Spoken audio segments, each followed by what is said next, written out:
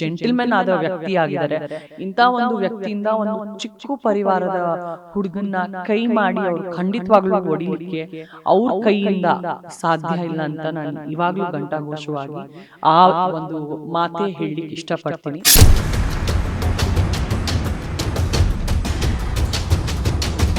Because ನಡೆದಿದ್ದು ನಡೆದು ಹೋಗಿದೆ, ಇದನ್ನ ತಿದ್ಸೋಕ್ಕಂತೂ ಖಂಡಿತವಾಗ್ಲೂ ಆಗಲ್ಲ. ರೇಣುಕಾ ಸ್ವಾಮಿನ ರಿಟರ್ನ್ ಕರ್ಕೊಂಡ್ ಬರ್ಲಿಕ್ಕೆ ಆಗಲ್ಲ. ಬಟ್ ಆ ಒಂದು ಅನುಭವಿಸ್ತಾ ಇರೋ ವಿಕ್ಟಿಮ್ಸ್ ಗಳಿಗೆ, ಆ ವಿಕ್ಟಿಮೈಸ್ಡ್ ಫ್ಯಾಮಿಲಿಗೆ ಹೇಗೆ ಸಪೋರ್ಟ್ ಮಾಡಬೇಕು ಅಂತ ನಾವೆಲ್ಲರೂ ನಿಜವಾಗ್ಲೂ ನೋಡ್ಬೇಕು.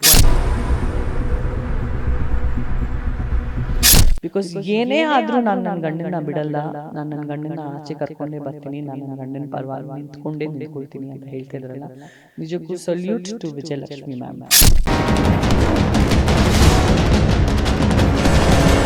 ಇದೊಂದು ಬ್ಯಾಡ್ ಟೈಮ್ ಅಂತ ಹೇಳ್ತೀವಲ್ಲ, ಇದೊಂದು ಬ್ಯಾಡ್ ಟೈಮ್ ಅಲ್ಲಿ ಅವ್ರು ಖಂಡಿತವಾಗ್ಲೂ ಸಿಕ್ಕಾಕೊಂಡಿದ್ದಾರೆ. ಅವ್ರ ಅಭಿಮಾನಿಗಳು ತುಂಬಾ ಕುಗ್ಗಿದ್ದಾರೆ.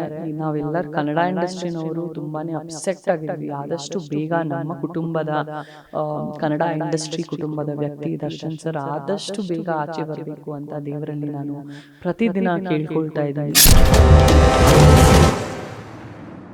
ರೇಣುಕಾ ಸ್ವಾಮಿ ಕೊಲೆ ಪ್ರಕರಣದಲ್ಲಿ ಚಾಲೆಂಜಿಂಗ್ ಸ್ಟಾರ್ ದರ್ಶನ್ ಅವರು ಸೇರಿದಂತೆ 17 ಜನ ಆರೋಪಿಗಳನ್ನ ನ್ಯಾಯಾಂಗ ಬಂಧನದಲ್ಲಿಡಲಾಗಿದೆ. 14 ದಿನಗಳ ಕಾಲ ನ್ಯಾಯಾಂಗ ಬಂಧನಕ್ಕೆ ಕೊಟ್ಟಿದ್ರು. ಸೊ ನಿನ್ನೆಯಿಂದ ಮತ್ತೆ 14 ದಿನ ಆ ಒಂದು ಕಸ್ಟಡಿಗೆ ತೆಗೆದುಕೊಂಡಿದ್ದಾರೆ. ಅಂದ್ರೆ ಜೈಲು ವಾಸ ಎಕ್ಸ್ಟೆಂಡ್ ಆಗಿದೆ. ಇಲ್ಲಿವರೆಗೂ ಕನ್ನಡ ಚಿತ್ರರಂಗದ ಸಾಕಷ್ಟು ಜನ ನಟ ನಟಿಯರು, ನಿರ್ಮಾಪಕರು, ನಿರ್ದೇಶಕರು ನಮ್ಮೊಟ್ಟಿಗೆ ಮಾತನಾಡಿದ್ದಾರೆ. ಅವರ ವೈಯಕ್ತಿಕ ಅಭಿಪ್ರಾಯಗಳನ್ನ ಹಂಚಿಕೊಂಡಿದ್ದಾರೆ. ಅವರು ಕಂಡಂತೆ ದರ್ಶನ್ ಹೇಗೆ ಅಂತ ಹೇಳ್ಕೊಂಡಿದ್ದಾರೆ. ಆದ್ರೆ ದರ್ಶನ್ ಅವರು ಅರೆಸ್ಟ್ ಆದ ತಕ್ಷಣ ಫಸ್ಟ್ ರಿಯಾಕ್ಷನ್ ಕೊಟ್ಟಿದ್ದು, ಯಾರ ಒಂದು ಮುಲಾಜಿಗೂ ಒಳಗಾಗದೆ ದರ್ಶನ್ ಅವರು ನಾನ್ ಕಂಡಂತೆ ಹೇಗೆ ಅಂತ ಹೇಳೋದಕ್ಕೆ ಪ್ರಯತ್ನ ಪಟ್ಟಿದ್ದು one and only Sanjana Galrani madam ಅವರು. ಬಹುಭಾಷಾ ನಟಿಯಾಗಿ ಮಿಂಚಿ, ಸೊ ಈ ತರದೊಂದು ಪ್ರಕರಣಗಳಾದಾಗ ಎಲ್ಲರ ಪರವಾಗಿ, ಅಂದ್ರೆ ನ್ಯಾಯದ ಪರವಾಗಿ ಧ್ವನಿ ಎತ್ತುವಂತ ಕೆಲಸವನ್ನ ಮಾಡ್ತಾರೆ. ಅದೇ ರೀತಿ ದರ್ಶನ್ ಪರವಾಗಿ ಧ್ವನಿ ಎತ್ತಿದ್ರು. So for the first time guarantee news channel ಜೊತೆ ಮಾತನಾಡ್ಲಿಕ್ಕೆ ಸಿಕ್ಕಿದ್ದಾರೆ. ಅವ್ರು ಕಂಡಂತೆ ದರ್ಶನ್ ಅವರು ಹೇಗೆ, ಈ ಪ್ರಕರಣ ಯಾವ ರೀತಿ ಸಾಗ್ತಾ ಇದೆ, ಅವರು ಕೂಡ ಒಂದು ಕೇಸಲ್ಲಿ ಜೈಲು ವಾಸವನ್ನು ಅನುಭವಿಸಿದ್ರು, ಆ ದಿನಗಳು ಎಷ್ಟು ಕಷ್ಟಕರವಾಗಿದ್ದು ಮತ್ತು ಎಷ್ಟು ಸವಾಲುಗಳನ್ನ ಎದುರಿಸಬೇಕಾಗತ್ತೆ ಜೈಲಲ್ಲಿ ಅನ್ನುವಂಥ ವಿಚಾರಗಳನ್ನ, ಮತ್ತೆ ಡ್ರಗ್ಸ್ ಕೇಸಲ್ಲಿ ಅವರಿಗೆ ಕ್ಲೀನ್ ಚೀಟ್ ಕೂಡ ಸಿಕ್ಕಿದೆ. ಈ ಎಲ್ಲ ಪ್ರಕರಣಗಳ ಬಗ್ಗೆ, ಈ ಎಲ್ಲ ಇದರ ತನಿಖೆಯ ಬಗ್ಗೆ ಅವರು ಮಾತನಾಡ್ಲಿಕ್ಕೆ ರೆಡಿ ಇದ್ದಾರೆ. ಅವ್ರನ್ನ ಮಾತಾಡಿಸ್ತಾ ಹೋಗ್ತೀನಿ. ಹಾಯ್ ಮೇಡಮ್, ನಮಸ್ತೆ. ಹಾಯ್, ನಮಸ್ತೆ. How are you? ಚೆನ್ನಾಗಿದ್ದೀನಿ, ನೀವು? I am okay. Darshan sir ಪರವಾಗಿ ಫಸ್ಟ್ ರಿಯಾಕ್ಟ್ ಮಾಡಿದವ್ರ ಪೈಕಿ ನೀವೇ ಮೊದಲಿಗರು. ಸೊ ಯಾಕೆ ಆ ಕ್ಷಣಕ್ಕೆ ರಿಯಾಕ್ಟ್ ಮಾಡಬೇಕು ಅಂತ ಅನ್ನಿಸ್ತು? ಜೊತೆಗೆ ಆ ಪ್ರಕರಣ ಅಂದ್ರೆ ಅರೆಸ್ಟ್ ಆದ್ರು ಅನ್ನುವಂಥ ವಿಚಾರವನ್ನ ಕೇಳಿದಾಗ ತಾವು ಎಷ್ಟು ಶಾಕ್ ಆದ್ರಿ ಅಂತ? ನನಗೆ ನಾವು ಸ್ಕ್ರೀನ್ ಮೇಲೆ ನೋಡೋ ದರ್ಶನ್ ಸರು ನನಗೆ ತುಂಬ ಇಷ್ಟ. I really love his characters, I really love his films. Kannada ಇಂಡಸ್ಟ್ರಿನಲ್ಲಿ ನನ್ನ ಮೋಸ್ಟ್ ಫೇವ್ರೆಟ್ ಸ್ಟಾರ್ ದರ್ಶನ್ ಅವರು ಅಂತ ಹೇಳಿದ್ರು ಖಂಡಿತವಾಗ್ಲೂ ತಪ್ಪಾಗಲ್ಲ. ಪ್ಲಸ್ ವೈಯಕ್ತಿಕವಾಗ್ಲೂ ನಾನು ಅವ್ರನ್ನ ಹೆಂಗೆ ಕಂಡಿದ್ದೀನಿ, ಎಷ್ಟು ಜೆಂಟಲ್ಮೆನ್ ಆದ ವ್ಯಕ್ತಿ ಆಗಿದ್ದಾರೆ. ಇಂಥ ಒಂದು ವ್ಯಕ್ತಿಯಿಂದ ಒಂದು ಚಿಕ್ಕ ಪರಿವಾರದ ಹುಡುಗನ್ನ ಕೈ ಮಾಡಿ ಅವರು ಖಂಡಿತವಾಗ್ಲೂ ಹೊಡಿಲಿಕ್ಕೆ ಅವ್ರ ಕೈಯಿಂದ ಸಾಧ್ಯ ಇಲ್ಲ ಅಂತ ನಾನು ಇವಾಗಲೂ ಘಂಟಾಘೋಷವಾಗಿ ಆ ಒಂದು ಮಾತೇ ಹೇಳಲಿಕ್ಕೆ ಇಷ್ಟಪಡ್ತೀನಿ. ಆ್ಯಂಡ್ ಆಫ್ಕೋರ್ಸ್ ಎಸ್, ಕೊಲೆ ಆಗಿದೆ, ಕಣ್ಣಿಗೆ ಕಾಣಿಸ್ತಾ ಇದೆ, ನಾವೇನು ಕಣ್ಣಿಗೆ ಕಾಣಿಸ್ದೇ ಇರೋರಲ್ಲ. ಬಟ್ ಯಾರು ಪರಿಚಯ ಇದ್ದಾರೆ ಅವ್ರ ಮೂಲಕ ಇದು ಇನ್ಸ್ಟಿಗೇಟ್ ಆಗಿಬಿಟ್ಟು ಈ ಒಂದು ಕೆಟ್ಟು ಪ್ರಕರಣ ಆಗಿದೆ. ಈ ಥರ ಒಂದು ಪ್ರಕರಣ ಯಾರಿಗೂ ನಡಿಬಾರ್ದು. ಈ ಥರ ಒಂದು ಕೊಲೆನೇ ಆಗಿದೆ. ಒಂದು ಚಿಕ್ಕ ಮನೆಯ ಹುಡುಗ, ಅವನು ತುಂಬ ಕರುಣೆ ಇದೆ ನನ್ನ ಮನಸ್ಸಲ್ಲಿ ಈ ಒಂದು ಹತ್ಯೆ ತಗೊಂಡ್ಬಿಟ್ಟು ಅವ್ರ ಪರಿವಾರದ ಮೇಲೆ. ಬಟ್ ಸ್ವತಃ ದರ್ಶನ್ ಸರ್ ಅವ್ರ ಕೈ ಎತ್ತಿ ಇದೇನೇನೋ ವರ್ಷನ್ಸ್ ಬರ್ತಾ ಇದೆ ಮೀಡಿಯಾನಲ್ಲಿ, ಅದು ಎಲ್ಲೂ ಒಂದು ಕಡೆ ಅಫಿಷಿಯಲ್ ಸ್ಟೇಟ್ಮೆಂಟ್ ಆಗಿ ಇಲ್ಲವೇ ಇಲ್ಲ. ಈಗ ನಮಗೆ Dayanand sir, we have to respect the police, ಹಗಲು ರಾತ್ರಿ ಕಷ್ಟಪಟ್ಟಿದ್ದಾರೆ ಇನ್ವೆಸ್ಟಿಗೇಷನ್ಗೆ. ಸಾಹೇಬ್ರು ಏನು ಹೇಳಿದ್ರು, ಕಮಿಷನರ್ ಸರು, ವಿಚಾರಣೆ ನಡೀತಾ ಇದೆ, ನಮಗೆ ಸಮಯ ನೀಡಿ ಅಲ್ವಾ. ಅದಾದಮೇಲೆ ತಿರ್ಗಾ 100 ಪ್ರಶ್ನೆಗಳು, ಬಿಕಾಸ್ ಜರ್ನಲಿಸ್ಟ್ ಅನ್ನೋರು ತುಂಬ ಬುದ್ಧಿವಂತರಾಗಿದ್ದಾರೆ. ಆ್ಯಂಡ್ ಇಮಿಡಿಯೇಟ್ಲಿ ಇನ್ನೂ 100 ಪ್ರಶ್ನೆಗಳು ಕೇಳಿದ್ರೆ ಅವ್ರದ್ದು ಒಂದೇ ಉತ್ತರ ಇತ್ತು, ವಿಚಾರಣೆ ನಡೀತಾ ಇದೆ, ಸಮಯ ಅವಕಾಶ ನೀಡಿ ಅಂತ. But at the other hand ಹಲವಾರು ಚಾನೆಲ್ಗಳು, ಮೀಡಿಯಾಗಳು ವಿಡಿಯೋ ಸಿಕ್ಬಿಟ್ಟಿದೆ, CCTV ಕ್ಯಾಮ್ರಾ ವಿಡಿಯೋನೇ ಸಿಕ್ಬಿಟ್ಟಿದೆ ಅಂತಲೂ ಡಿಕ್ಲೇರ್ ಮಾಡ್ತಾ ಇದ್ದಾರೆ. ಎಲ್ಲಿದೆ ಅಫಿಷಿಯಲ್ ಸ್ಟೇಟ್ಮೆಂಟಲ್ಲಿ ಪೊಲೀಸ್ ಅವ್ರದ್ದು? ಮತ್ತು ಅವರು ಜೋರಾಗಿ ಕೈಯಿಂದ ಹೊಡೆದಿದ್ದಾರೆ, ಹೋಗ್ಬಿಟ್ಟು ತಲೆ ಬಸ್ ಮೇಲೆ ತಾಕ್ಬಿಟ್ಟು ಅವರ ಹತ್ಯೆ ಆಗಿದೆ, ಹೊಡೆದಿರೋರು ದರ್ಶನ್ ಅಂತಲೂ ಹೇಳಲಾಗಿದೆ. ಅದೆಲ್ಲ ಅಫಿಷಿಯಲ್ ಸ್ಟೇಟ್ಮೆಂಟ್ ಇಲ್ಲವೇ ಇಲ್ಲ. ಸೊ ಈ ಒಂದು ಸಿಚುವೇಶನಲ್ಲಿ ಅವ್ರು ಆಬ್ಸೆಂಟ್ ಇದ್ದಾರೆ, ಅವರಿಗೆ ಫ್ರೀಡಮ್ ಇಲ್ಲ, ಅವ್ರ ಮೊಬೈಲ್ ಅವ್ರ ಬಳಿಗಿಲ್ಲ, ಅವ್ರು JC-ನಲ್ಲಿದ್ದಾರೆ, ಜೈಲ್ವಾಸ ಅನುಭವಿಸ್ತಾ ಇದ್ದಾರೆ. ಅಲ್ಲಿ ಚಾನೆಲ್ರವರಿಗೆ ಹೋಗ್ಬಿಟ್ಟು ಒಂದು ಬೈಟ್ ತಗೊಳ್ಳಿಕ್ಕಾಗಲ್ಲ, ಅಥವಾ ಅವರು ರಿಪ್ಲೈ ಮಾಡಲಿಕ್ಕೆ ಲೀಗಲ್ ಸಿಚುವೇಶನ್ನಲ್ಲಿ ಈಗ ಇಲ್ಲ. ಹಾಗಾಗಿ ಅದನ್ನು ದುರುಪಯೋಗ ಮಾಡ್ತಾ ಇದ್ದಾರೆ.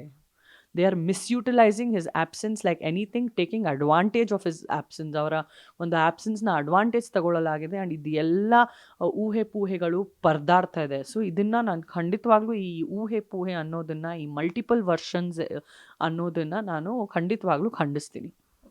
ನಿಮ್ಮ ಅನಿಸಿಕೆ ಆಗಿತ್ತು ಏನಂದರೆ, ಅರೆಸ್ಟ್ ಆಗಿದ್ದಾರೆ, ಅವರು ಸ್ಟೇಷನಿಂದ ಹಿಂಗೆ ಬರಬೇಕು ಅನ್ನೋಂಥದ್ದಿತ್ತು. ಬಟ್ ಇಲ್ಲ, ಇದರಲ್ಲಿ ದರ್ಶನ ಒಬ್ಬರೇ ಅಲ್ಲ ಅಂತ ಹೇಳ್ಬಿಟ್ಟು 17 ಜನ ಗ್ಯಾಂಗ್ ಇತ್ತು, ಅವ್ರನ್ನೆಲ್ಲರೂ ಹಾಕುವಂಥ ಸಂದರ್ಭ. ಈ ಸದ್ಯದ ಪರಿಸ್ಥಿತಿಯಲ್ಲಿ ಅವರು ಜೈಲು ವಾಸ ಅನುಭವಿಸ್ತಾ ಇದ್ದಾರೆ. ಸೊ ನೀವು ಡ್ರಗ್ಸ್ ಕೇಸಲ್ಲಿ ಜೈಲು ವಾಸ ಅನುಭವಿಸ್ಬೇಕಾದಂಥ ಪರಿಸ್ಥಿತಿ ಬಂದಿತ್ತು. ಸೊ ಒಬ್ಬ ಅಂದರೆ ಐಷಾರಾಮಿ ಜೀವನ ನಡೆಸಿದವರು ಮತ್ತು ಸೆಲೆಬ್ರಿಟಿ ಆಗಿರೋರು, ಪಬ್ಲಿಕ್ ಫಿಗರ್ಗಳಾಗಿದ್ದವರು 4 ಗೋಡೆ ಮಧ್ಯೆ ಜೈಲು ವಾಸ ಅನುಭವಿಸ್ತಕ್ಕಂಥದ್ದು ಎಷ್ಟು ಕಷ್ಟ ಆಗುತ್ತೆ? ನಿಮ್ಗಾದಂಥ ಕೆಟ್ಟ ಅನುಭವಗಳೇನು ಜೈಲಲ್ಲಿ ಅಂತ? ಎಷ್ಟು ಕಷ್ಟ ಇತ್ತು ಪರಿಸ್ಥಿತಿ? ನೋಡಿ, ಹೊರಗಡೆ ನಾವು ಒಂದು ಕಲರ್ಫುಲ್ ಬಿಗ್ ಬಾಸ್ ನೋಡಿದ್ದೀವಿ. ಈ ಒಂದು ಜೈಲ್ವಾಸ ಅನ್ನೋದು ಒಂದು ಬಡವರ ಬಿಗ್ ಬಾಸ್ ಅಂತ ಹೇಳಿದ್ರು ಖಂಡಿತವಾಗ್ಲೂ ತಪ್ಪಾಗಲ್ಲ. ಅಲ್ಲಿ ಪ್ರತಿಯೊಂದು ಏನು ನಡೀತಾ ಇತ್ತು ನನ್ನ ಜೊತೆ, ನನಗೂ ಗೊತ್ತಿಲ್ಲ ಹೇಗೆ ಅದು ಆಚೆ ನ್ಯೂಸಲ್ಲಿ ಪರದಾಡ್ತಾ ಇದೆ ಅಂತ. ಸಪೋಸ್ ನಮಗೆ ಹೊಟ್ಟೆ ಕೆಟ್ಟೋಗಿ ಸ್ವಲ್ಪ ಮೈ ಹುಷಾರಿಲ್ಲ ಅಂದರೂ ಬ್ರೇಕಿಂಗ್ ನ್ಯೂಸ್, ಸಂಜನಾಗೆ ಮೈ ಹುಷಾರಿಲ್ಲ, ಬ್ರೇಕಿಂಗ್ ನ್ಯೂಸ್, ಅದು ಪ್ರತಿಯೊಂದು ಆಚೆ ಬರ್ತಾನೆ ಇರುತ್ತೆ. That is one very disappointing thing. ಅಲ್ಲಿ ಯಾರು ಸೋರ್ಸಸ್ ಇದ್ದಾರೆ ಜೈಲಿಂದ ಎಲ್ಲ ನ್ಯೂಸ್ ಆಚೆ ಬರಲಿಕ್ಕೂ ಗೊತ್ತಿಲ್ಲ. ಆ್ಯಂಡ್ ಇಲ್ಲದೇ ಇರೋದನ್ನೆಲ್ಲ ಹಬ್ಬಿಸ್ತಾರೆ. ಅವರು ಬಿರಿಯಾನಿ ಕೇಳ್ತಾ ಇದ್ದಾರೆ ಅಂತೆ, ಅವರು ಸಿಗರೇಟ್ ಕೇಳ್ತಾ ಇದ್ದಾರೆ ಅಂತೆ. ನನ್ನ ಅರೆಸ್ಟ್ ಮಾಡಿಬಿಟ್ಟು ಹೋಗಿರೋ ಸಂಘರ್ಷದಲ್ಲಿ ಒಂದು ಸಿಗರೇಟು ಅಥವಾ ಒಂದು ಬಿಯರ್ ಬಾಟ್ಲು ನನ್ನ ಮನೆಯಲ್ಲಿ ಸಿಕ್ಕಿಲ್ಲ. I have already I have been living with my fiance at that time, doctor Aziz ಪಾಷಾರ್ ಅವರು. ಅವರು ಮುಸ್ಲಿಮ್ಸು. ಸೊ ಆಫ್ಕೋರ್ಸ್ ನಿಮಗೆ ಗೊತ್ತಿರೋಂಗೆ ಮುಸ್ಲಿಮ್ಸ್ ಮನೆಯಲ್ಲಿ ಅವ್ರಿಗೆ ಏನೂ ಇಡಲ್ಲ, right? So we follow the same guidelines in my house. ನನಗೆ ಯಾವ ಬೇಸಿಸಲ್ಲಿ ಅರೆಸ್ಟ್ ಮಾಡಿಬಿಟ್ಟು ಹೋದರು ಅಂತ ನನಗೆ ಇವತ್ತು ತನಕ ಗೊತ್ತಿಲ್ಲ. ಹಾಗಾಗಿ ಕೇಸ್ ನಿಮ್ಮ ಎಲ್ಲರ ಮುಂದೆ, ಆ ಸ್ಯಾಂಡಲ್ವುಡ್ ಡ್ರಗ್ ಕೇಸ್, ಆ ಸ್ಕ್ಯಾಮ್ ಏನಿತ್ತು, ನನಗೆ ಆ ಸ್ಕ್ಯಾಮಲ್ಲಿ ಕರ್ಕೊಂಡು ಹೋದರು. ಕಂಪ್ಲೀಟಾಗಿ ನನ್ನ ವಿರುದ್ಧ ಸುಳ್ಳು ಅಂತ ಡಿಕ್ಲೇರ್ ಆಗಿ ನಾನು ನಿರ್ದೋಷಿ ಅಂತ ಡಿಸೈಡ್ ಆಗಿಬಿಟ್ಟು ನಿಮ್ಮೆಲ್ಲರ ಮುಂದೆ ಬಂದಿದ್ದೀನಿ. ನಾವು ಒಳ್ಳೆಯವರಾಗಿದ್ದರೆ ನಮ್ಮ ಜೊತೆ ಒಳ್ಳೆಯದೇ ಆಗುತ್ತೆ. ಬಟ್ ಏನೋ ಒಂದು ಅಗ್ನಿ ಪರೀಕ್ಷೆ ಅನ್ನೋದು ಪ್ರತಿ ಮನುಷ್ಯನಿಗೆ ಜೀವನದಲ್ಲಿ ಇರುತ್ತಂತೆ. ಇಂಥ ಒಂದು ಅಗ್ನಿ ಪರೀಕ್ಷೆ ಯಾವ ಮನುಷ್ಯನಿಗೂ ನಾನು ನೋಡಿಲ್ಲ. 3 ತಿಂಗಳು ನಾನು ಜೈಲ್ವಾಸ ಅನುಭವಿಸಿದೆ. ನಾನು ಒಂದು ಇಳಿನೂ ಸಾಯಿಸಿಲ್ಲ ನನ್ನ ಜೀವನದಲ್ಲಿ.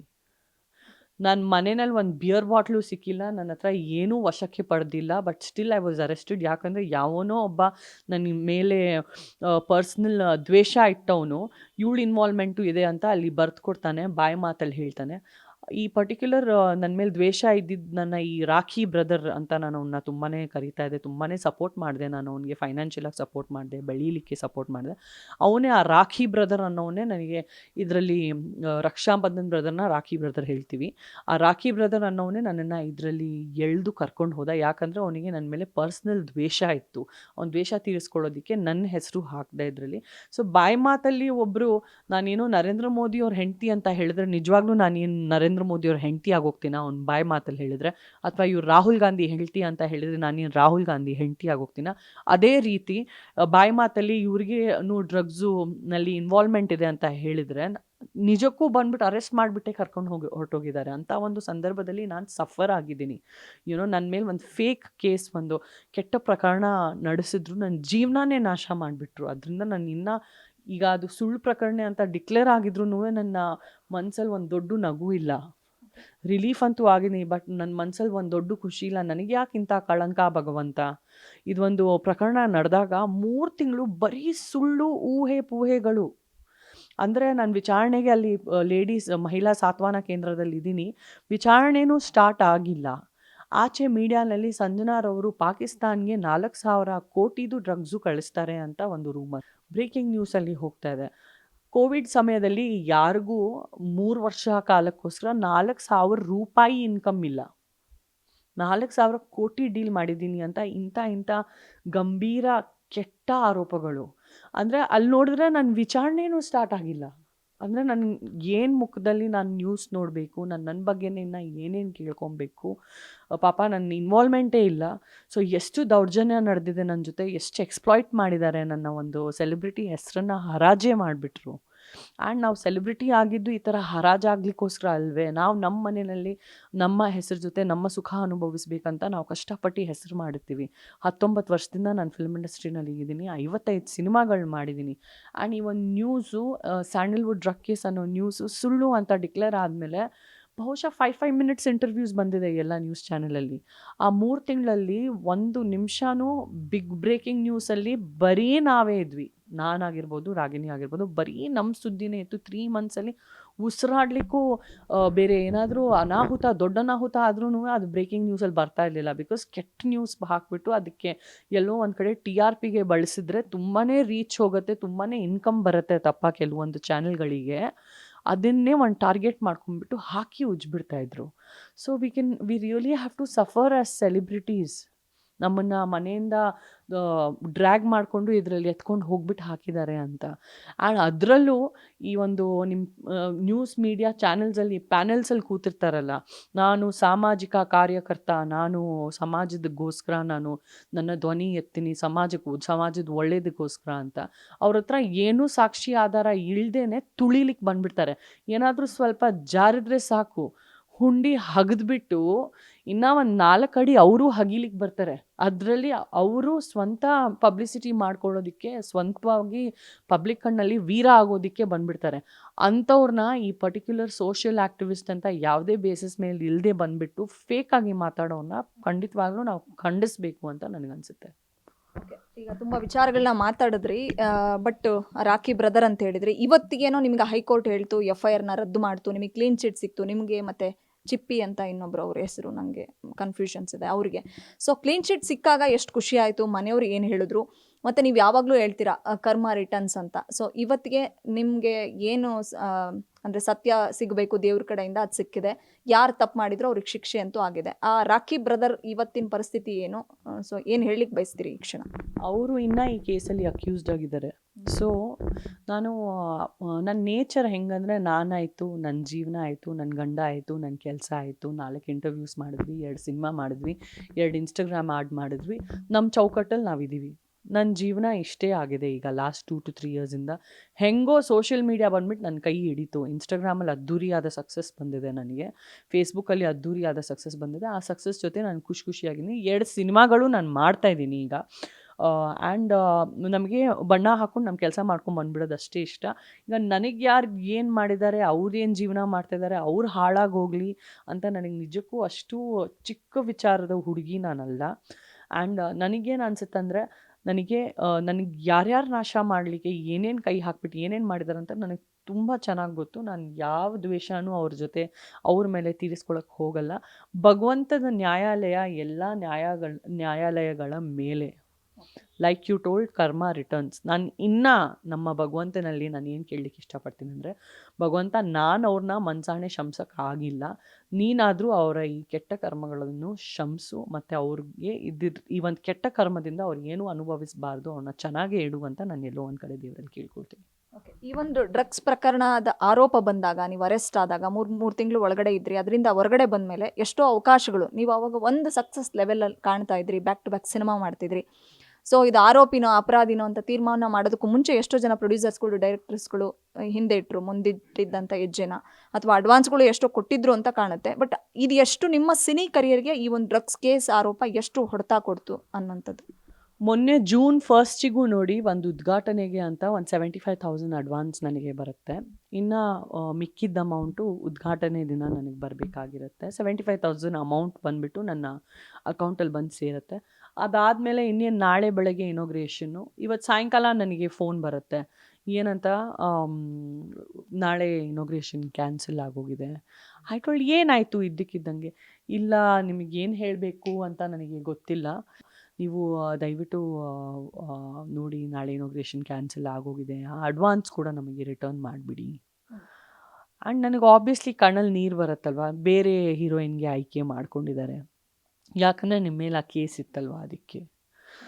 ಮೊನ್ನೆ ತನಕನೂ, ದಿಸ್ ಇಸ್ June 1 ನಡೆದಿದ್ದ ಸಂಘಟನೆ ನಾನು ನಿಮಗೆ ಹೇಳ್ತಾ ಇದ್ದೀನಿ. ಸೊ ಈ ಥರ ಐ ಥಿಂಕ್ ನನಗೆ ಆಲ್ಮೋಸ್ಟ್ 1.5 to 2.5 crores ಏಟ್ ಬಿದ್ದಿರ್ಬೋದು.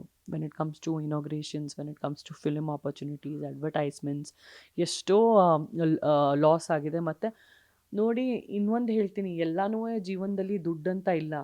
ನಮ್ಮ ಪಾಕೆಟಲ್ಲಿ 100 ರೂಪಾಯಿ ಇರಲಿ, ನಮ್ಮ ಒಂದು ದಿನದ ಸಂಪಾದನೆ ಬರೀ 200 ರೂಪಾಯಿ ಆಗಿರಲಿ, ಮನುಷ್ಯನಿಗೆ ಮರ್ಯಾದೆ ಅನ್ನೋದು ಕೋಟಿ ಸಂಪಾದನೆ ಮಾಡೋದ್ರಿಂದನೂ ಜಾಸ್ತಿ ಹೆಚ್ಚು ಅನ್ನೋದು ನಮಗೆ ನಮ್ಮ ಸ್ವಾಭಿಮಾನ ಮತ್ತು ಸೆಲ್ಫ್ ರೆಸ್ಪೆಕ್ಟ್, ಮರ್ಯಾದೆ.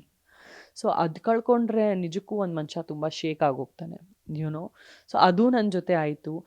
ಒಳಗಿಂದ ಆಚೆ ಬಂದಾದಮೇಲೆ 6 months ಡೀಪ್ ಡಿಪ್ರೆಷನಲ್ಲಿದ್ದು ಮೆಡಿಕೇಷನ್ಸ್ ತಗೊಂಡೆ. ಆ ಭಗವಂತನ ಕರುಣೆನೂ ಹೆಂಗಿದೆ ನೋಡಿ. ನಾನು ಅಷ್ಟು ಮೆಡಿಕೇಷನ್ಸು ಡಿಪ್ರೆಷನಲ್ಲಿ ಇದ್ದಾಗ ನನ್ನ ಕೋವಿಡ್ ಕೆಲಸ ಎಲ್ಲ ಮಾಡಿದೆ. ನಮ್ಮ ಕೋವಿಡ್ ಕರ್ತವ್ಯಗಳು ಸಂಜನಾ ಗಲ್ರಾನಿ ಫೌಂಡೇಶನಿಂದ ನಿಮ್ಮೆಲ್ಲರ ಮುಂದೆ ನಾನು ತುಂಬಾ ಜೋರಾಗಿ ಅದ್ರ ಮೇಲೆ ಫೋಕಸ್ ಮಾಡಿದೆ. ಅದು ನಾನು ನನ್ನ ಗಾಯ ತೀರಿಸ್ಕೊಳ್ಳೋದಕ್ಕೆ ನಾನು ಮಾಡಿದ್ದು. ನಾನು ಬಹುಶಃ ಬೇರೆಯವರಿಗೆ ಇಂಪ್ರೆಸ್ ಮಾಡಲಿಕ್ಕೆ ಅದು ಮಾಡಲಿಲ್ಲ. ನನ್ನ ಜೊತೆ ಏನಾಗಿತ್ತು, ನನ್ನ ಗಾಯಕ್ಕೆ ನನಗೊಂದು ಔಷಧಿ ಬೇಕಿತ್ತು. ಅದು ನಾನು ಬೇರೆಯವರ ನೋವು ಕಮ್ಮಿ ಮಾಡೋದ್ರಲ್ಲೇ ಅದೇ ನನಗೆ ಒಂದು ಔಷಧಿ ಆಗಿತ್ತು. ನನ್ನ ನೋವು ಕಮ್ಮಿ ಆಗ್ತಾಯಿತ್ತು ಎಲ್ಲೋ ಒಂದು ಕಡೆ. So I got involved in Sanjana Galrani foundation. And ಅದಾದಮೇಲೆ ದೇವರ ದಯೆ, ದೇವರ ಕರುಣೆ ನೋಡಿ ನನಗೆ ಇಮಿಡಿಯೇಟ್ಲಿ ಮಗನ ವರದಾನ ಕೊಟ್ಟರು. ಈ ಒಂದು ಸಮಯದಲ್ಲಿ ನನ್ನ ಮಗನೇ ನನಗೆ ಒಂದು ಶ್ರೀಕೃಷ್ಣ ಪರಮಾತ್ಮ ಥರ ನನ್ನ ಜೀವನದಲ್ಲಿ ಬಂದ. ಆ್ಯಂಡ್ ನನ್ನ ಎಲ್ಲ ಗಾಯಗಳು ಏನಿದೆಯೋ ವಾಸಿ ಆಯಿತು. ಆ್ಯಂಡ್ ಈಗ ನಾನು ನಿಮ್ಮ ಮುಂದೆ ಇದ್ದೀನಿ, 2 ಚಿತ್ರಗಳು ಮಾಡ್ತಾಯಿದ್ದೀನಿ, ಹಾಗೂ ಹಲವಾರು ಇನ್ಸ್ಟಾಗ್ರಾಮ್ ಆ್ಯಡ್ಸ್ ಜೊತೆಗೆ ನನ್ನ ಜೀವನ ಮಾಡ್ತಾಯಿದ್ದೀನಿ. ಮ್ಯಾಮ್ ಹೇಳ್ತಾ ಇದ್ದೀರಿ ಅಂದರೆ ನಿಮಗೆ ಯಾವ ಥರದ ಸಿಚುವೇಶನ್ ಕ್ರಿಯೇಟ್ ಆಗಿತ್ತು ಅಂದರೆ ನೀವು ಮಾಡದೇ ಇರುವಂಥ ತಪ್ಪಿಗೆ ಸೊ ಯಾರೋ ನಿಮ್ಮ ಹೆಸರು ಹೇಳಿದ್ರು ಅನ್ನೋ ಕಾರಣಕ್ಕೆ ನೀವು ಕೂಡ ಡ್ರಗ್ಸ್ ಪ್ರಕರಣದಲ್ಲಿ ಸಿಗ್ಲಿಕ್ಬೇಕಾಗಿ ಬಂತು. ಸೊ ಇವತ್ತು ಆ ಒಂದು ರೇಣುಕಾಸ್ವಾಮಿ ಕೊಲೆ ಪ್ರಕರಣದಲ್ಲಿ 17 ಜನ ಇದ್ದಾರೆ. 17 ಜನದಲ್ಲಿ ಮೇಯ್ನ್ ಇನ್ವಾಲ್ವ್ಮೆಂಟ್ ಯಾರ್ದಿದೆ ಅನ್ನುವಂಥದ್ದು ಇನ್ನೂ ತನಿಖೆ ನಡೀತಾನೆ ಇದೆ. ಸೊ ನಿಮ್ಮದೇ ಥರದ ಸಿಚುವೇಶನ್ ಇವತ್ತು ದರ್ಶನ್ ಸರ್ ಫೇಸ್ ಮಾಡ್ತಾ ಇದ್ದಾರೆ. ಸೊ ಜೈಲಲ್ಲಿದ್ದಾರೆ. ಅವ್ರ ಸ್ಥಿತಿ ಹೇಗಿರ್ಬೋದು ಅಂತ ತಾವು ಹೇಳಲಿಕ್ಕೆ ಇಷ್ಟಪಡ್ತೀರಿ? ಯಾಕಂದರೆ ನೀವು ಕೂಡ ಜೈಲುವಾಸ ಅನುಭವಿಸಿದವರು. ಸೊ ಹಾಗಾಗಿ ಕೇಳ್ತಾ ಇದ್ದೀನಿ. ನೋಡಿ, ಈ ಥರ ಒಂದು ಅನಾಹುತ ಆದರೆ ಮೈಗೆ ನೀವು ಎದುರುಗಡೆ ಏನೇ ಊಟ ಇಟ್ಬಿಡಿ, ಇಷ್ಟು ಊಟನೂ ಸೇರಲ್ಲ. ತುಂಬಾ ಬೇಜಾರಾಗಿರುತ್ತೆ. ಬಟ್ ಇದೊಂದು ಬ್ಯಾಡ್ ಟೈಮ್ ಅಂತ ಹೇಳ್ತೀವಲ್ಲ, ಇದೊಂದು ಬ್ಯಾಡ್ ಟೈಮಲ್ಲಿ ಅವ್ರು ಖಂಡಿತವಾಗ್ಲೂ ಸಿಕ್ಕಾಕೊಂಡಿದ್ದಾರೆ. ಅವ್ರ ಅಭಿಮಾನಿಗಳು ತುಂಬ ಕುಗ್ಗಿದ್ದಾರೆ. ನಾವೆಲ್ಲರೂ ಕನ್ನಡ ಇಂಡಸ್ಟ್ರಿನವರು ತುಂಬಾ ಅಪ್ಸೆಟ್ ಆಗಿದ್ವಿ. ಆದಷ್ಟು ಬೇಗ ನಮ್ಮ ಕುಟುಂಬದ ಕನ್ನಡ ಇಂಡಸ್ಟ್ರಿ ಕುಟುಂಬದ ವ್ಯಕ್ತಿ ದರ್ಶನ್ ಸರ್ ಆದಷ್ಟು ಬೇಗ ಆಚೆ ಬರಬೇಕು ಅಂತ ದೇವರಲ್ಲಿ ನಾನು ಪ್ರತಿದಿನ ಕೇಳ್ಕೊಳ್ತಾ ಇದ್ದೀನಿ. ಆ್ಯಂಡ್ ನಿಮ್ಮ ಚಾನೆಲ್ ಮೂಲಕ ನಾನು ಏನು ಹೇಳಲಿಕ್ಕೆ ಇಷ್ಟಪಡ್ತೀನಿ ಅಂದರೆ, ಎಲ್ಲ ಅಭಿಮಾನಿಗಳಿಗೆ ಸ್ವಲ್ಪ ತಾಳ್ಮೆ ಪಡಿ.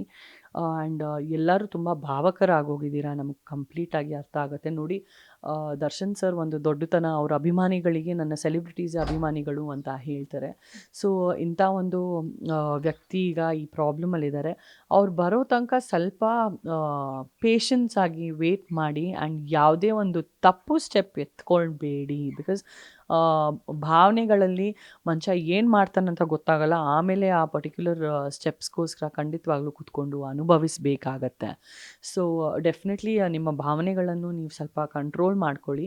ಆ್ಯಂಡ್ ನಿಮಗೆ ಎಷ್ಟು ಬೇಸರದಿಂದ ದರ್ಶನ್ ಸರ್ ಹೊರಗೆ ಬರಬೇಕು ಅಂತ ಇದೆಯೋ, ನಮ್ಮ ಕನ್ನಡ ಇಂಡಸ್ಟ್ರಿನಲ್ಲೂ ನಮಗೆಲ್ಲರಿಗೂ ಹಾಗೆ ಒಂದು ಸಿಚುವೇಶನ್ ಕ್ರಿಯೇಟ್ ಆಗಿದೆ. Just pray to god that ಈ ಒಂದು ಪ್ರಾಬ್ಲಮಿಂದ ಆದಷ್ಟು ಬೇಗ ಅವ್ರು ಆಚೆ ಬರಬೇಕು. ಆಟ್ ದ ಸೇಮ್ ಟೈಮ್ ನಿಮ್ಮ ಚಾನೆಲ್ ಮೂಲಕ ನಾನು ಏನು ಹೇಳಲಿಕ್ಕೆ ಇಷ್ಟಪಡ್ತೀನಿ ಅಂದರೆ, ನೋಡಿ, ರೇಣುಕಾಸ್ವಾಮಿ ಅವರ ಒಂದು ಹೆಂಡತಿಗೆ, ಗೌರ್ಮೆಂಟ್ ಅವರಿಗೆ, ನಮ್ಮ ಸರ್ಕಾರದವರಿಗೆ ನಾನು ಕೈ ಮುಗಿದು ರಿಕ್ವೆಸ್ಟ್ ಮಾಡ್ತೀನಿ ದಟ್ ಅವ್ರಿಗೆ ಎಲ್ಲೋ ಒಂದು ಕಡೆ ಒಂದು ಗೌರ್ಮೆಂಟ್ ಜಾಬನ್ನು ಖಂಡಿತವಾಗ್ಲೂ ಕೊಡಿಸ್ಬೇಕು. ಬಿಕಾಸ್ ನಡೆದು ಹೋಗಿದೆ, ಇದನ್ನು ತಿದ್ಸೋಕ್ಕಂತೂ ಖಂಡಿತವಾಗ್ಲೂ ಆಗಲ್ಲ. ರೇಣುಕಾಸ್ವಾಮಿನ ರಿಟರ್ನ್ ಕರ್ಕೊಂಬರ್ಲಿಕ್ಕಾಗಲ್ಲ. ಬಟ್ ಆ ಒಂದು ಅನುಭವಿಸ್ತಾ ಇರೋ ವಿಕ್ಟಿಮ್ಸ್ಗಳಿಗೆ, ಆ ವಿಕ್ಟಿಮೈಸ್ಡ್ ಫ್ಯಾಮಿಲಿಗೆ ಹೇಗೆ ಸಪೋರ್ಟ್ ಮಾಡಬೇಕು ಅಂತ ನಾವೆಲ್ಲರೂ ನಿಜವಾಗ್ಲೂ ನೋಡಬೇಕು. ಆ್ಯಂಡ್ ದೇವರ ಅವರಿಗೆ ಆದಷ್ಟು ಶಕ್ತಿ ಕೊಡಲಿ ಈ ಒಂದು ಸಿಚುವೇಶನಿಂದ ಆಚೆ ಬರಲಿಕ್ಕೆ ಅಂತಲೂ ನಾನು ಕೇಳ್ಕೊಳ್ತೀನಿ. ಈಗ ನೀವು ಹೇಳಿದ್ರಿ ಕನ್ನಡ ಚಿತ್ರರಂಗ ಒಂದು ಕುಟುಂಬ, ನಾವೆಲ್ಲರೂ ಕೂಡ ದರ್ಶನ್ ಅವ್ರಿಗೆ ಸಪೋರ್ಟ್ ಮಾಡಬೇಕು ಅಂತ. ಬಟ್ ತುಂಬ ಜನ ಅವ್ರ ಪರವಾಗಿನೂ ಮಾತಾಡ್ತಿಲ್ಲ, ಅವ್ರ ವಿರುದ್ಧವಾಗಿನೂ ಮಾತಾಡ್ತಿಲ್ಲ. ನೀವು ಕಂಡಂತೆ ದರ್ಶನ್ ಅವ್ರು ಹೇಗೆ ಅಂತ ಹೇಳಿ ಅಂತಲೂ ಹೇಳ್ತಾ ಇಲ್ಲ. ಬಟ್ ತುಂಬ ಚೆನ್ನಾಗಿದ್ದಾಗ ಒಟ್ಟಿಗೆ ಸಿನಿಮಾ ಮಾಡುವಾಗ ಸೊ ಅವ್ರ ಪರವಾಗಿದ್ದವರು ಇವತ್ತು ಎಷ್ಟೋ ಜನ ವಿರುದ್ಧವಾಗೂ ನಿಂತಿದ್ದಾರೆ. ಆದರೆ ಧೈರ್ಯವಾಗಿ ಮುಂದೆ ಬಂದು ನೀವು ಮಾತಾಡ್ತಿದ್ದೀರಿ. ಒಂದಿಬ್ಬರು 3 ಜನ ಧೈರ್ಯವಾಗಿ ಹೇಳ್ಕೊಂಡಿದ್ದಾರೆ. ಸೊ ದರ್ಶನ್ ಸರ್ ಜೊತೆಗೆ ಅರ್ಜುನ್ ಮತ್ತು ಅಗ್ರಜ ಸಿನಿಮಾಗೆ ನೀವು ಕೋಸ್ಟಾರ್ ಆಗಿ ವರ್ಕ್ ಮಾಡಿದಿರಿ. ಸೆಟ್ಟಲ್ಲಿ ತುಂಬ ಅಂದರೆ 100 ದಿನಗಳ ಕಾಲ ಶೂಟಿಂಗ್ ಅಂತೂ ನಡೆದೇ ಇರುತ್ತೆ. ಸೊ ನೀವು ಕಂಡಂತೆ ದರ್ಶನ್ ಅವ್ರು ಹೇಗೆ ಶೂಟಿಂಗ್ ಸೆಟ್ಟಲ್ಲಿ ಹೇಗಿರ್ತಾಯಿದ್ರು? ಕೆಲವ್ರು ಹೇಳ್ತಾರೆ ತುಂಬ ರೂಡಾಗಿ ಬಿಹೇವ್ ಮಾಡ್ತಾಯಿದ್ರು, ಮತ್ತು ಕುಡಿದು ಮತ್ತಲ್ಲಿ ಹೊಡೆಯೋಕೆ ಹೋಗ್ತಾಯಿದ್ರು. ಎಷ್ಟೋ ಬಾರಿ ಎಷ್ಟೋ ಸೆಟ್ಗಳಲ್ಲಿ ಹಲ್ಲೆ ನಡೆದಿದೆ ಕೋಸ್ಟಾರ್ಗಳ ಮೇಲೆ ಮತ್ತು ಜೂನಿಯರ್ ಆರ್ಟಿಸ್ಟ್ಗಳ ಮೇಲೆ. ಈ ಥರದ್ದೆಲ್ಲ ಒಂದಿಷ್ಟು ಸುದ್ದಿಗಳು ಕೇಳಿಬರುತ್ತೆ. ಇದೆಲ್ಲ ಶಾಕಿಂಗ್ ಅಂತ ಅನಿಸುತ್ತೆ ನಮಗೆ ಮೀಡಿಯಾದವ್ರಿಗೆ. ಸೊ ತಾವು ಏನು ಹೇಳ್ತೀರಿ ಅಂತ? ಎಲ್ಲನೂ ಸುಳ್ಳು ಅಂತ ಹೇಳಲಿಕ್ಕೆ ನಾನು ಇಷ್ಟಪಡ್ತೀನಿ. ಬಿಕಾಸ್ ನನಗೆ ಗೊತ್ತಿರೋ ದರ್ಶನ್ ಸರ್ ಬಂದು is a complete gentlemen, very sweet person. Sanjana ಅಂತ ನಟಿಗೆ ಬಂದು ಹಾಯ್ ಸಂಜನಾ ಅಂತಲೂ ಯಾವತ್ತೂ ಮಾತಾಡಲ್ಲ, ಹಾಯ್ ಅಮ್ಮ ಅಂತಾನೆ ಮಾತಾಡೋರು. ಅಥವಾ ನನ್ನ ಮಮ್ಮಿಯೂ ಆಗಿರ್ಬೋದು, ಅಮ್ಮ ಕಾಫಿ ಆಯಿತಾ ಅಂತ ನನ್ನ ಮಮ್ಮಿಗೂ ಅಮ್ಮ ಅಂತಲೇ ಗೌರವಿಸೋದು. ಟೆಕ್ನಿಷಿಯನ್ಸ್ ಅಂದರೆ ಅವ್ರಿಗೆ ಪ್ರಾಣಕ್ಕಿಂತ ಹೆಚ್ಚು. ಆ್ಯಂಡ್ ಕನ್ನಡ ಇಂಡಸ್ಟ್ರಿ ಟೆಕ್ನಿಷಿಯನ್ಸ್ಗೂ ಕೂಡ ದರ್ಶನ್ ಸರ್ ಬಂದು ಪ್ರಾಣಕ್ಕಿಂತ ಹೆಚ್ಚು. ಅಷ್ಟು ಒಂದು ಹಂಬಲ್ ಆದ person, completely helping nature man ಆಗಿರ್ತಾರೆ ದರ್ಶನ್ ಅವರು ಅಂತ ಹೇಳಲಿಕ್ಕೇನು ಹೋದರೆ ಖಂಡಿತವಾಗ್ಲೂ ತಪ್ಪಾಗಲ್ಲ. ಇದು ಒಂದು ಮನುಷ್ಯನ ಆ್ಯಬ್ಸೆನ್ಸಲ್ಲಿ ಹೊಟ್ಟೆ ಕಿಚ್ಚಿರೋರು ಮತ್ತು ಜೆಲಸ್ ಇರೋರು ಮತ್ತು ಆ ಒಂದು ಲೆವೆಲಲ್ಲಿ ಬೆಳೆಯೋಕ್ಕೆ ಆಗದೆ ಅರ್ಹತೆ ಇಲ್ಲದೇ ಇರೋರು, ಆ ಅರ್ಹತೆ ಇಲ್ಲದೇ ಇರೋರು ಈ ಒಂದು ಸಿಚುವೇಶನ್ನ ಬಳಸ್ಕೊಳ್ಳಿಕ್ಕೆ ನೋಡ್ತಾ ಇದ್ದಾರೆ, ತಪ್ಪ ಬೇರೆ ಏನೂ ಇಲ್ಲ. ಇವರೇ ಎಲ್ಲರೂ ಅರ್ಹತೆ ಇಲ್ಲದೇ ಇರೋರು ಯಾರು ದರ್ಶನ್ ಸರ್ ವಿರುದ್ಧ ಮಾತಾಡ್ತಾ ಇದ್ದಾರೋ ಅವರು ಹೊರಗೆ ಬಂದಾದಮೇಲೆ ತಿರ್ಗಾ ಡಿ ಬಾಸ್ ಸರ್ ಚೆನ್ನಾಗಿದ್ದೀರಾ ಅಂತ ಅವರೇ ಹೋಗ್ಬಿಟ್ಟು ತಿರ್ಗಾ ಸ್ನೇಹಿತರಾಗಲಿಕ್ಕೆ ಪ್ರಯತ್ನ ಮಾಡ್ತಾರೆ. ಸೊ ನಾವು ಇಂಥ ಒಂದು ಟೂ ಫೇಸ್ಡ್, ಎರಡೂ ಮುಖ ಇರೋ ಒಂದು ಪ್ರಪಂಚದಲ್ಲಿ ಬದುಕ್ತಾ ಇದ್ದೀವಿ. ಇದು ನಮಗೆಲ್ಲರಿಗೂ ಗೊತ್ತು, ಕಲಿಯುಗ ಇದು. ಸೊ ಯಾರಾದರೂ ಸ್ವಲ್ಪ ಜಾರಿದ್ರೆ ಇನ್ನೂ ಒಂದು ಹುಂಡಿನಲ್ಲಿ ಹಾಕಿ ಹೆಂಗೆ ಅವ್ರನ್ನ ಮುಚ್ಚೆ ಹಾಕೋಣ ಅಂತಲೇ ಜನ ಬರ್ತಾರೆ, ತಪ್ಪ. People are like that and it's very sad to see that kind of people. ತುಂಬ ಬೇಜಾರಾಗುತ್ತೆ ಅಂಥವ್ರನ್ನ ನೋಡಿದ್ರೆ, ನೆಗೆಟಿವ್ ಆಗಿ ಮಾತಾಡೋದು. ಓಕೆ, ಅದೇ ನೀವು ಹೇಳಿದ್ರಿ ಆಬ್ಸೆನ್ಸಲ್ಲಿ ತುಳಿಯೋಕೆ ನೋಡ್ತಾರೆ ಎಲ್ಲರೂ, ಅದನ್ನು ಎನ್ಕ್ಯಾಶ್ ಮಾಡ್ಕೊಳ್ತಾ ಇದ್ದಾರೆ ಅಂತ. ತುಂಬ ಜನ ಆ ಥರದ್ದು ಇನ್ಸಿಡೆಂಟ್ಗಳಾಗಿರೋದುಂಟು. ಬಟ್ ಆದರೆ ಈ ಪ್ರಾಣಿ ಪ್ರೀತಿ ಅವ್ರದ್ದೇ ಆಗಿರ್ತಕ್ಕಂಥ ಒಂದು ಫಾರ್ಮ್ ಹೌಸ್ ಇದೆ. ಆಮೇಲೆ ರಾಯಭಾರಿ ಕೂಡ ಆಗಿದ್ರು ಅವರು, ಪ್ರಾಣಿ ಸಂಕುಲನ ಉಳಿಸಬೇಕು ಅನ್ನೋ ನಿಟ್ಟಿನಲ್ಲಿ. ಬಟ್ ಇವತ್ತು ರೇಣುಕಾಸ್ವಾಮಿ ಕೊಲೆ ಪ್ರಕರಣಕ್ಕೆ ಸಂಬಂಧಪಟ್ಟಂತೆ ಮಾತಾಡೋದು, ಮೃಗಕ್ಕಿಂತ ಕಡಿಯಾಗಿ ವರ್ತನೆ ಮಾಡಿದ್ದಾರೆ. ಅಂದರೆ ಕಿಡ್ನಾಪ್ ಮಾಡ್ಕೊಂಬಂದು ಮನಬಂದಂತೆ ಥಳಿಸಿ ಅವ್ರನ್ನ ಹೊಡೆದು ಸಾಯಿಸಿದ್ದಾರೆ. ಈ ಥರದ್ದೆಲ್ಲ ಕೇಳಿದಾಗ ಹೇಗೆ ಅನಿಸುತ್ತೆ ನೀವು? ಯಾಕಂದರೆ ತುಂಬ ಹತ್ತಿರದಿಂದ ನೋಡಿದವ್ರ ಪೈಕಿ ನೀವು ಒಬ್ಬರು. ಎರಡೂ ಪ್ರಕರಣದಲ್ಲಿ ಇದ್ದಿದ್ದ ಮನುಷ್ಯ ಒಂದೇನಾ ಅಂತ ನನ್ನ ಮನಸ್ಸಲ್ಲಿ ಒಂದು ಪ್ರಶ್ನೆ ಎದ್ದೊಳುತ್ತೆ. ನನಗೆ ಈ ಒಂದು ಮನುಷ್ಯ ಒಂದೇನಾ ಅಂತ ನೀವು ಹೇಳಿದ್ರೂ ನಾನು ನಂಬಕ್ಕೆ ರೆಡಿ ಇಲ್ಲ.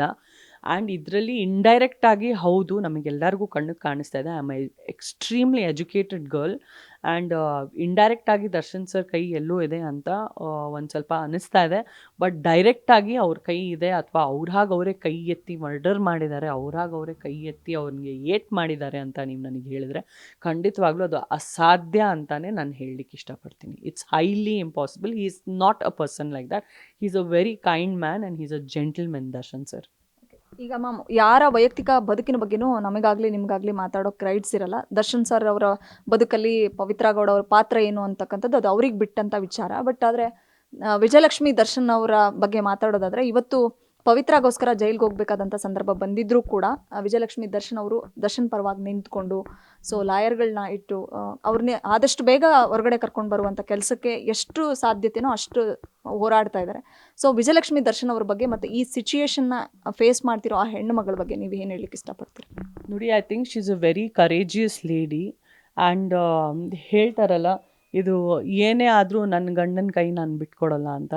ಒಂದು ಹೆಂಡತಿ ಹೇಗಿರಬೇಕು ಅಂತ ಒಂದು ಗಂಡ ಮದುವೆ ಆದಾಗ ಕನಸು ಕಟ್ತಾನೆ, ನನ್ನ ಹೆಂಡತಿ ಇಂಥ ಹೆಂಡತಿ ಆಗಿರಬೇಕಂತ. ಆ ಒಂದು ಹೆಂಡತಿ ಬಂದು ಈ ವಿಜಯಲಕ್ಷ್ಮಿ ಅವರ ಚರಿತ್ರನೇ ಅಂತ ನನಗೆ ಅನಿಸುತ್ತೆ.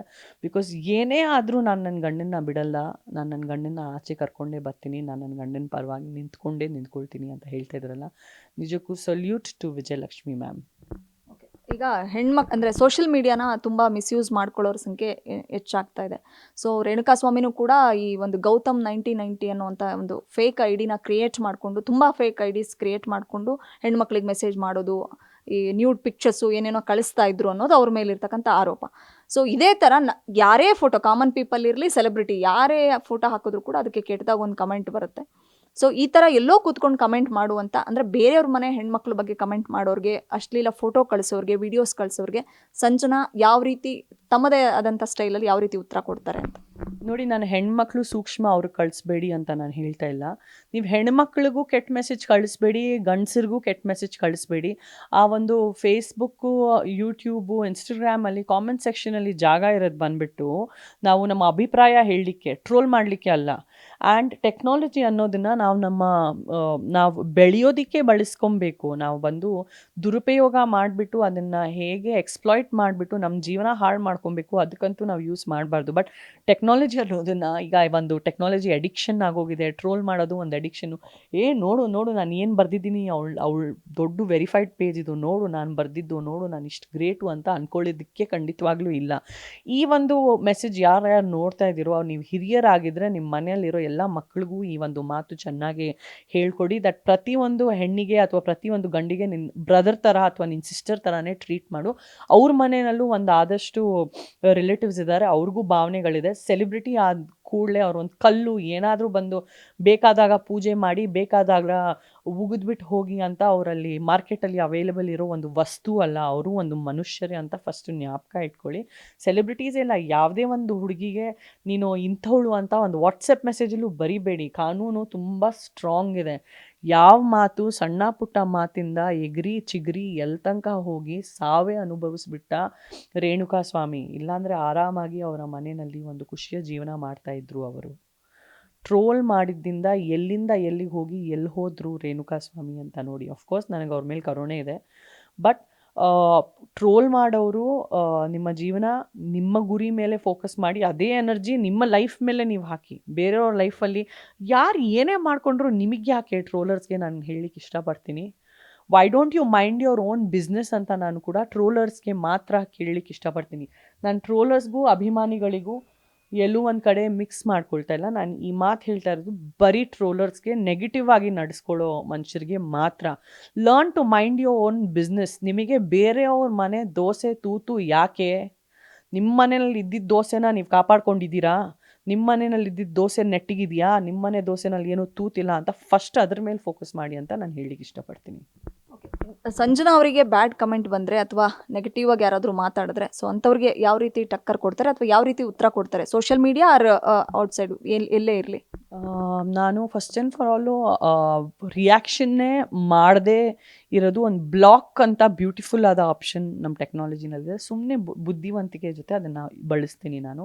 ಸ್ಟಿಲ್ ಅದನ್ನು ಮೀರಿನೂ ನನಗೆ ಹರಾಸ್ಮೆಂಟ್ ನಡೆದಿದೆ ಹಿಂದೆನೂ. ಒಂದು VVIP ಅವರ ಮಗ ಬಂದು ನಾನು ಅವ್ನಿಗೆ ಬ್ಲಾಕ್ ಮಾಡಾದ್ಮೇಲೂ ಇನ್ನೊಂದು ಫೋನಿಂದ ಮೆಸೇಜ್ ಮಾಡ್ತೇನೆ ರಾತ್ರಿ 2:30. ಅದು ನಾನು ಗರ್ಭಿಣಿ ಆವಾಗ 4.5 5 months ಗರ್ಭಿಣಿ. ವಲ್ಗರ್ ಮೆಸೇಜಸ್ ಮಾಡ್ತಾನೆ.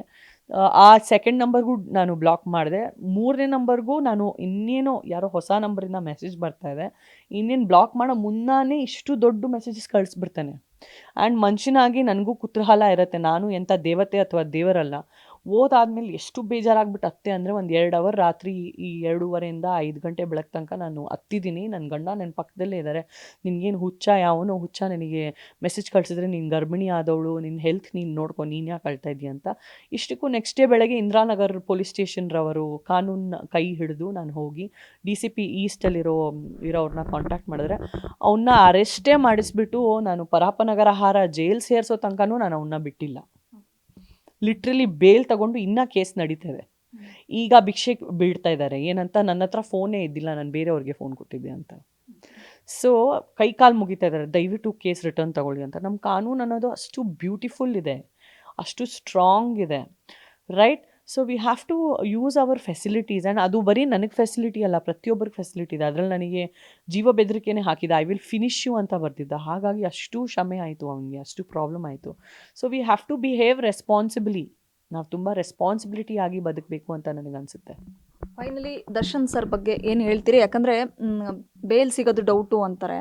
ಈ ಪ್ರಕರಣದಲ್ಲಿ ತುಂಬ ಪ್ರಬಲ ಸಾಕ್ಷಿಗಳು ಸಿಕ್ಕಿದಾವೆ ಅಂತ ಹೇಳ್ತಾರೆ. 3 monthsವರೆಗೂ ಮಿನಿಮಮ್ 3 to 6 months ಆಗುತ್ತೆ ಬೇಲ್ ಸಿಗೋಕ್ಕೆ ಅಂತ ಒಬ್ಬರೇ ಹೇಳ್ತಾರೆ. ಇನ್ನೊಬ್ಬರು ಅವ್ರ ಕರಿಯರೇ ಮುಗೀತು, ಇನ್ನು ಇದರಲ್ಲಿ ಸಿನಿಮಾ ಲಾಸ್ಟ್ ಅವರು ಸಿನಿಮಾದಲ್ಲಿ ನೋಡ್ದಂಗೆ ಕಾಟೇರ ಸಿನಿಮಾದಲ್ಲಿ ಒಂದು ಲುಕ್ ಇದೆಯಲ್ಲ ಆ ರೀತಿ ಆಗಿನೇ ಅವರು ಜೈಲಿಂದ ಹೊರಗಡೆ ಬರೋದು ಅಂತಾರೆ. ಈ ಥರದ ಮಾತುಗಳೆಲ್ಲ ಕೇಳಿದಾಗ ಒಬ್ಬ ಅಭಿಮಾನಿಯಾಗಿನೋ ಅಥವಾ ಕೋಸ್ಟಾರ್ ಆಗಿ ನೀವು ಏನು ಹೇಳ್ತೀರಾ? ಯಾವ ರೀತಿ ಇರುತ್ತೆ ನಿಮ್ಮ ರಿಯಾಕ್ಷನ್ ಅಂತ? ಒಂದು ವೆಲ್ ವಿಷರ್ ಆಗಿ ನಾನು ಹೇಳಲಿಕ್ಕೆ ಇಷ್ಟಪಡ್ತೀನಿ ದಟ್ ದರ್ಶನ್ ಸರ್ ಕರಿಯರ್ ಖಂಡಿತವಾಗ್ಲೂ ಇದರಿಂದ ಮುಗಿಯಲ್ಲ. ಎಷ್ಟೇ ಶಾಸಕರು ನಾವು ನೋಡಿದ್ದೀವಿ, ಶಾಸಕರು ಜೈಲಲ್ಲಿ ಜೈಲ್ವಾಸ ಮಾಡ್ಕೊಂಡು ಬಂದಾದ್ಮೇಲೆ ಚೀಫ್ ಮಿನಿಸ್ಟರೇ ಆಗಿದ್ದಾರೆ. ಅವ್ರಿಗೂ ಹೇಳಲಾಯಿತು ಅವರು ಕರಿಯರ್ ಮುಗೀತು ಅಂತ. ಎಷ್ಟೇ ಶಾಸಕರು, ಎಷ್ಟೇ ಮಲ್ಟಿಪಲ್ ಕೇಸಸ್ ಆಗಿದೆ ಅವ್ರ ಮೇಲೆ, ಬಟ್ ಸ್ಟಿಲ್ ಅವ್ರು ಆಚೆ ಬಂದು ಗೆದ್ದು ಡಬಲ್ ನಿಂತ್ಕೊಂಡು ತೋರಿಸಿದ್ದಾರೆ.